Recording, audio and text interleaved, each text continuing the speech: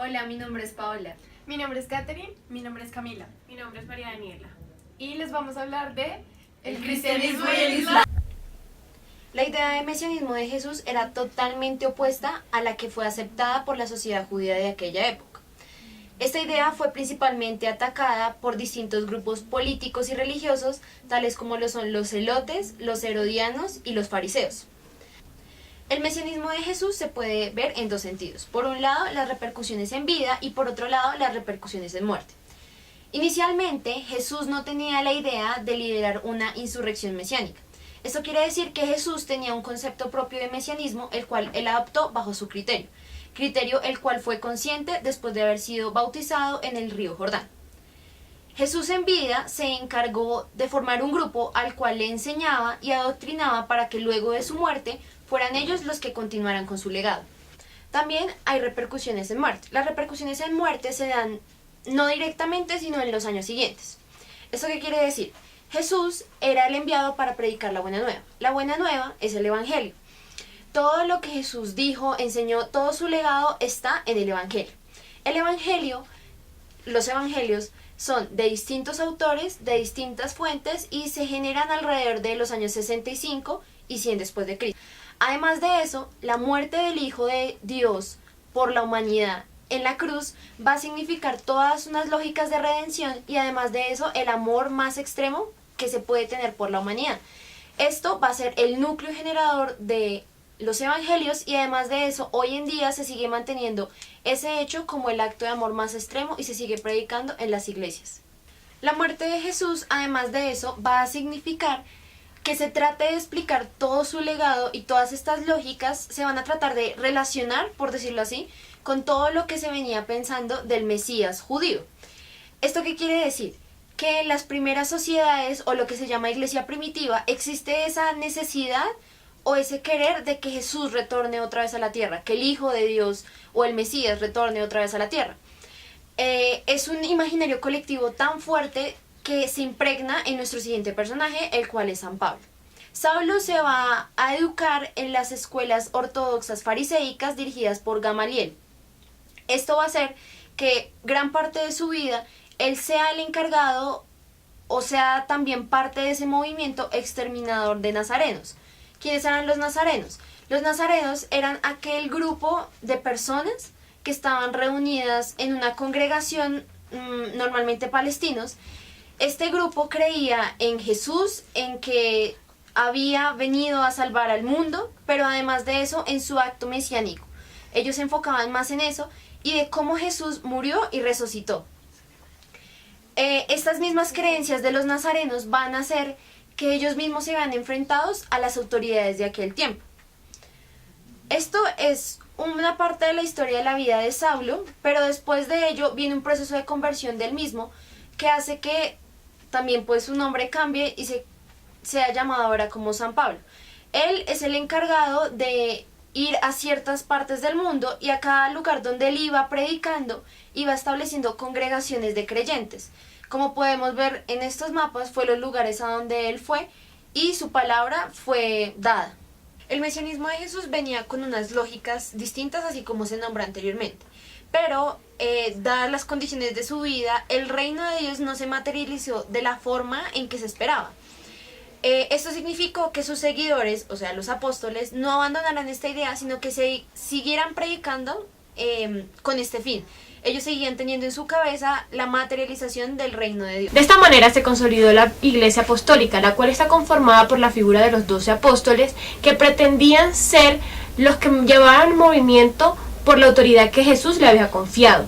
Estos constituían el núcleo principal de la Iglesia en ese tiempo y eran los que afirmaban ser los testigos de la resurrección de Jesús.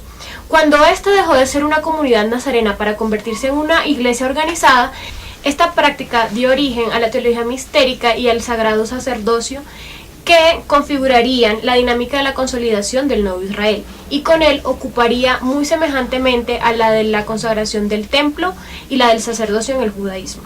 La Eucaristía empezaba con la colocación del pan y el vino en el altar en el ofertorio. Seguía con la consagración por el celebrante, el beso a la paz, la comunión del pueblo y el clero, y por último, la ablución de los vasos sagrados y la despedida de la consagración de los diáconos. El Nuevo Testamento son escritos que relatan mejor la vida y enseñanza de Jesucristo. En este se presentan las promesas dadas en el Antiguo Testamento. Este está compuesto por 4 partes: la carta a los evangelios, las cartas apostólicas, los hechos de los apóstoles y el Apocalipsis. Los 4 evangelios están compuestos por las cartas de Mateo, Marcos, Lucas y Juan. En ellos se muestra al Hijo de Dios como el Salvador. Estas cartas son consideradas como el corazón de la Sagrada Escritura y el tesoro más preciado de la Iglesia cristiana. En los escritos de los Hechos de los Apóstoles aprendemos acerca de los inicios de la Iglesia como formación y de la acción del Espíritu Santo. En las cartas apostólicas se ve cómo el ser humano se pone ante los ojos de Dios y las manos de Dios en todos sus actos. Y por último, en el Apocalipsis vemos anticipado el fin de los tiempos. A pesar de que las 4 partes del Nuevo Testamento son relevantes para entender de manera más profunda el desarrollo del cristianismo como religión, es importante afianzar la idea del 4º evangelio y así entender la importancia de este. Con respecto a la Eucaristía, es importante hablar en primer lugar acerca del 4º evangelio escrito por el apóstol Juan, el cual tenía la intención de interpretar el cristianismo en el mundo greco-romano. Asimismo, este se diferencia de los demás evangelios ya que presenta la última cena como un ritual celebrado en la tarde de la preparación, un día antes de la Pascua. Es por esto que nace propiamente un acto sagrado que se conmemora en una fiesta bajo el título de Eucaristía, un acto central del culto de la Iglesia Apostólica que busca interpretar la memoria de la muerte de Cristo. Esto desarrolló el denominado sacerdocio sagrado, un grupo de hombres que dirigen dicha celebración. Recordemos que gracias a estos acontecimientos se pasa de una comunidad nazarena de judíos a una iglesia organizada. Gracias a la creación de una iglesia organizada se abre paso a la expansión de la fe cristiana y asimismo aumenta el número de templos construidos con el propósito de celebrar la Sagrada Eucaristía. Debido a esto, se encomendó el cuidado de las iglesias a los presbíteros, los que podríamos comparar con los sacerdotes en la actualidad. Los presbíteros fueron individuos a los cuales se les concedió la facultad de consagrar las sustancias sacramentales en la Eucaristía como delegados de los obispos. El rito de la Eucaristía se vio limitado al acto específicamente cristiano del culto, la comunión del cuerpo y de la sangre de Cristo. Los presbíteros cumplían con funciones sacramentales y estos eran para la iglesia lo que los sacerdocios eran para el faraón en el Antiguo Egipto. Debemos recordar que en el Antiguo Egipto el faraón era quien oficiaba los templos, pero en el momento de la práctica delegaba las funciones de su ministerio a todos los sacerdocios. Gracias a la jerarquización de los presbíteros, la cristiandad occidental se organiza y se centraliza en la capital. Es importante también que tengamos en cuenta que el cristianismo pasó a ser religión oficial en el siglo IV después de Cristo. También que entendamos la importancia de la jerarquización que había en la iglesia de ese tiempo. Entonces, primero haremos la distinción entre obispo y papa. El obispo se diferenciaba porque era un sacerdote instituido por el papa para tener control sobre cierto territorio. En ese entonces, los obispos de una ciudad eran llamados los metropolitanos. Más adelante, en el siglo IX después de Cristo, los obispos de Constantinopla, Antioquía, Alejandría y Jerusalén pasaron a llamarse a sí mismos como patriarcas, para diferenciarse de los otros y tener un rango mayor. De todos los obispos, los de Roma son los que se autoimponen la supremacía absoluta y universal de la Iglesia. Esto debido a un pasaje bíblico que aparece en Mateo 16:18, donde Cristo establece que la Iglesia se edificará sobre Pedro. Entonces, ¿qué pasa? Pedro, al morir en Roma, hace que la Iglesia pueda tener esa supremacía total y absoluta. Es acá donde entra la importancia de las reliquias en la religión. Ellas son tomadas como los restos de algún personaje importante o de objetos que tuvieron contacto con él. Es importante que tengamos en cuenta que Roma estaba dividido en 2 imperios, el imperio oriental y el imperio occidental. Cada uno de ellos tenía independencia en cuanto a sus prácticas religiosas. Sin embargo, más adelante se van a producir muchas confrontaciones o cismas, divisiones, entre estos 2 imperios. El primero se da por la concepción que cada uno tiene de la Trinidad. El segundo, ya más adelante, que es como más general, se da por el problema del poder. Entonces, ¿qué pasa? Normalmente los estados estaban en cierta medida subordinados a la autoridad espiritual. Entonces esto empezó a generar conflictos entre el Papa y el emperador, esto es entre la Iglesia y el Estado, por el poder. Más adelante, finalmente, en el siglo XV, que es el siglo de las luces, el siglo del Renacimiento, de las ideas, ya el hombre empieza a tener una mayor individualidad y una mayor libertad en cuanto a la religión, al poder que lo controlaba. Después, más adelante, para hablar de la Reforma, diremos que mucha gente comienza a darse cuenta de las injusticias que comete la Iglesia, pero una persona en especial inicia todo este movimiento y es Martín Lutero. Martín Lutero empieza a denunciar las injusticias que él ve en la Iglesia. Denuncia de ellos la pompa, la soberbia y la mundanidad. ¿Qué pasa? Entonces él replantea su doctrina y se basa en un concepto de la justificación por la fe. Este movimiento empieza a expandirse por toda Europa y genera que principalmente dos personajes importantes generen otras corrientes un poco más radicales. Estas personas son Juan Calvino y Ulrico Zwinglio. Bueno, entonces en 1542 Ulrico Zwinglio plantea en su doctrina un concepto de solo la escritura. Esto significaba que solo literalmente lo que estaba escrito en la Biblia era como el principio de toda su corriente, mientras que Calvino, con el calvinismo, planteó la predestinación. Ahora en Inglaterra, ninguna corriente comenzó a satisfacer las necesidades espirituales, así como pasaba en la antigua Grecia con la tradición homérica.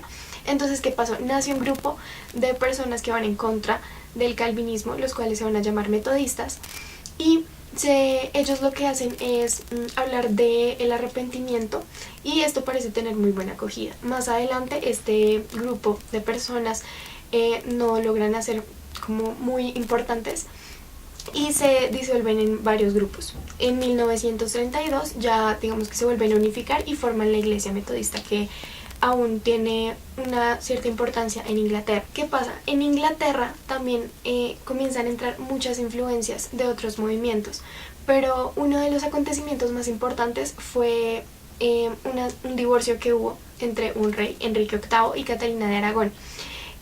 Normalmente en ese tiempo no estaba permitido, sí, o sea, la Iglesia no permitía el divorcio. Sin embargo, él buscó la forma de hacerlo, y desde ahí hubo una pequeña división con la Iglesia Católica e Inglaterra.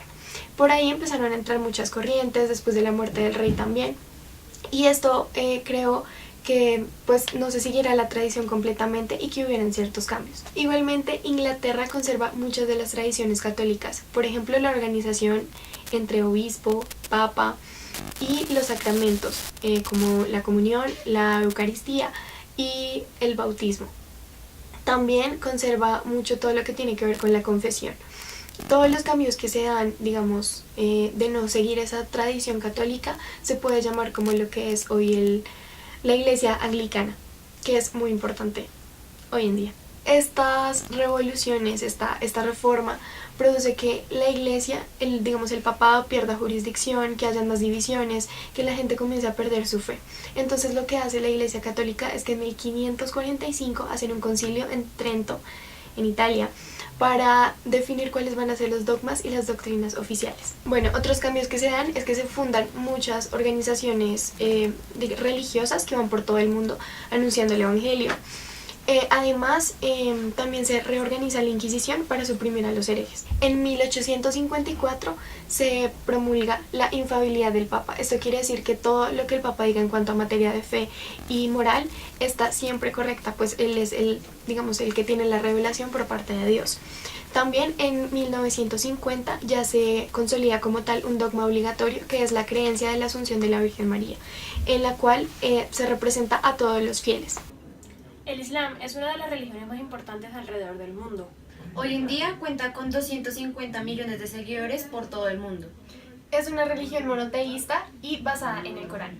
Se simboliza con una luna y una estrella.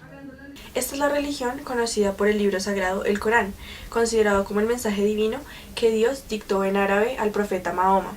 A pesar de que el Islam podría ser una herejía cristiana, es decir, un conjunto de ideas contrarias a las ideas religiosas de la Iglesia Católica Apostólica, el fundador de esta religión tomó gran parte gran parte de las formas y las tradiciones de la religión del judaísmo y del cristianismo. Acerca del fundador Mahoma, este nació hacia el año 570 después de Cristo en la tribu Quraysh, en la Meca. Era huérfano y cuando creció se casó con 2 viudas, con las cuales la primera de ellas, llamada Jadilla, fue su entrada a un estatus más alto en la sociedad de la Meca. Gracias a esto, estuvo de cerca, junto con características que aprendió tanto del judaísmo como del cristianismo. Fue después de sus 40 años que, según sus propias afirmaciones, este decidió retirarse al monte Hira para meditar, donde allí fue visitado por el arcángel Gabriel, quien le ordenó recitar en nombre del Señor el libro que hoy llamaríamos el Corán. Tras convencerse de ser el portavoz y el profeta elegido por Alá, y tras la muerte de su esposa, Mahoma inicia una relación polígama con alrededor de 9 mujeres, y en Yatrib, lugar que más adelante sería llamado Medina, luego de la fiesta de peregrinación, conoce a 6 hombres. Aliado con estos 6 hombres, estableció en el año 622 en este mismo lugar el gobierno teocrático de Alá, en el que se estableció él mismo como el monarca absoluto y profeta. Tras el combate de los judíos ante las pretensiones de Mahoma, decretó que las oraciones y postraciones debían hacerse de cara a la Meca, convirtiéndose esto en una de las diferencias más hostiles entre el Islam y el judaísmo, lo que es actualmente una de las causas principales del conflicto en el Medio Oriente. La muerte de Mahoma se da hacia el año 632 a causa del envenenamiento por parte de una judía que buscaba venganza ante la persecución implacable de la que había sido víctima su pueblo. Entonces, la muerte de Mahoma va a significar que queda ausente este puesto de liderazgo, lo que va a desplegar en lógicas que llamaremos el califato. Los 2 primeros líderes tienen una relación directa con Mahoma en el sentido de que ellos son sus suegros. Después va a venir el califato de Othman y después de esto va a venir el califato no encabezado por una persona sino por grupos. Estos grupos son característicos, ¿por qué? Porque cada uno realizó algo distinto. Como lo podemos evidenciar en este mapa conceptual, el primer grupo fue encargado de llevar el Islam a distintos lugares, fue el encargado de conquistar ciertos territorios. En cambio, el segundo grupo se encarga de controlar el gobierno y el dominio que tiene este mismo. Estas divisiones de estos califatos va a significar también unas lógicas de divisiones dentro de ellos mismos, que son ciertos cismas. Hay cosas que unen a los musulmanes, como un credo sencillo, el mismo culto, el mismo lenguaje, las mismas prácticas religiosas. Todo esto va a establecer ciertas lógicas en donde, aún así exista esta división, no se va a negar que no hay más Dios que Alá y Mahoma es su profeta. Todo esto de prácticas religiosas están establecidas en una misma base, las cuales son los 5 pilares. Son, primero, la profesión de la fe. Segundo, la oración colectiva. Tercero, la limosna. Cuarto, el ayuno. Y quinto, la visita a la Meca. El Islam cuenta con unas prácticas terrenales y unas prácticas metafísicas. Las prácticas terrenales fueron las que nombramos anteriormente, que es el cumplimiento de los 5 pilares. Las prácticas metafísicas harían referencia a lo que pasa después de la muerte con el alma, que se refiere a la escatología. En el Islam se toman muchos elementos de otras religiones en cuanto a hablar de temas escatológicos, de temas después de la muerte. Entonces, el Islam recoge ciertos aspectos del judaísmo, del cristianismo y del zoroastrismo. Después de la muerte, el alma va a un paraíso en donde puede gozar de música, de banquetes, de contemplar a Dios día y noche. Y el lugar de castigo es el infierno, en el cual se estipulan 7 divisiones. Resulta que al morir Mahoma es necesario que todas las cosas por las que él pasó, las verdades que él dijo, sean compiladas en unos textos que sean las tradiciones. Así como existen tradiciones comunes en el Islam, también se presentan ciertas fragmentaciones ideológicas o divisiones en los grupos. Estas divisiones son conocidas como las sectas islámicas. Debido al crecimiento geográfico presentado en los 2 primeros siglos después de la creación del islamismo, hubo la necesidad de crear más leyes que cumplieran con las necesidades de los musulmanes, lo cual dio principio a que se crearan 2 sectas principales en el Islam. Los musulmanes sunistas sostenían la legitimidad de los 3 califatos anteriores, rechazaban el principio del consenso de la comunidad y ponían en lugar la doctrina de cada uno de la época de Dios, elegía un imán infalable como cabeza del Estado y directamente lo ponía en el poder. Los musulmanes sunitas constituyen el 90% de las maquinarias del sistema islámico y son considerados como los tradicionalistas. Estos tienen como fuente de ley el Corán, el Hadith y los consensos musulmanes, que enfatizan el poder y la soberanía de Alá. Los musulmanes chiitas, por su lado, incluyen una doctrina conocida como los 5 soportes, que constituyen la unidad divina, la profecía, la resurrección del alma y el cuerpo, el imate y la justicia. Fin de la historia.